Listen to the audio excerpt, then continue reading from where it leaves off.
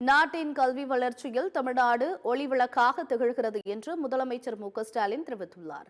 சென்னை தலைமைச் செயலகத்தில் முதலமைச்சர் ஸ்டாலின் தலைமையில் அனைத்து பல்கலைக்கழக துணைவேந்தர்கள் பதிவாளர்கள் கூட்டம் நடைபெற்றது. இதில் பேசிய முதலமைச்சர் ஸ்டாலின், உயர்கல்வி தரவரிசையில் தமிழ்நாடு முன்னிலையில் உள்ளது.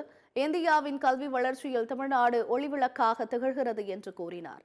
இளைஞர்களின் எதிர்காலத்தை அடுத்த நிலைக்கு உயர்த்தவே இந்த கூட்டம் என்று தெரிவித்த அவர், காலத்திற்கு ஏற்ப புதிய கற்றல் தொழில்நுட்பங்களை அறிமுகப்படுத்த வேண்டும் என்றும் கூறினார். உலகளாவிய புதிய கற்றல் முறைகளை, அறிவியல் தொழில்நுட்பங்களை தமிழகத்தில் அமல்படுத்த வேண்டும்.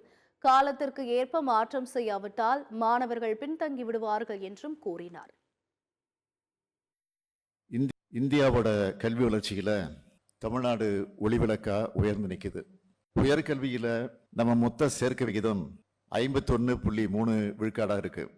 இது தேசிய சராசரியை விட 2 மடங்கு அதிகம். பெரிய கனவுகளை காணவும், புதுமைகளை உருவாக்கவும், உலகளாவிய மாற்றங்களுக்கு ஏற்ப நம்ம மாணவர்களை தயார்படுத்தவும் தான் நாம இங்க கூடியிருக்கோம். அறிவியல் தொழில்நுட்பங்கள்ல உலகம் வேகமாக மாறி வருதுன்னு கல்வியாளர்களாகிய உங்களுக்கு தெரிஞ்சிருக்கும். இதுக்கு ஈடு கொடுக்கிறதா நம்ம பல்கலைக்கழகங்கள் செயல்படணும்.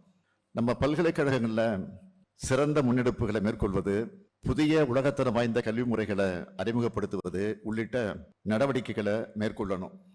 காலத்துக்கேற்ற மாற்றங்களை ஏற்படுத்தலைன்னா நம்ம மாணவர்கள் பின்தங்கிடக்கூடும். அதனால தாமதம் இல்லாமல் நாம உடனடியாக அதில் ஈடுபட்டு அந்த நடவடிக்கைகள் அந்த வகையில் அமையணும்.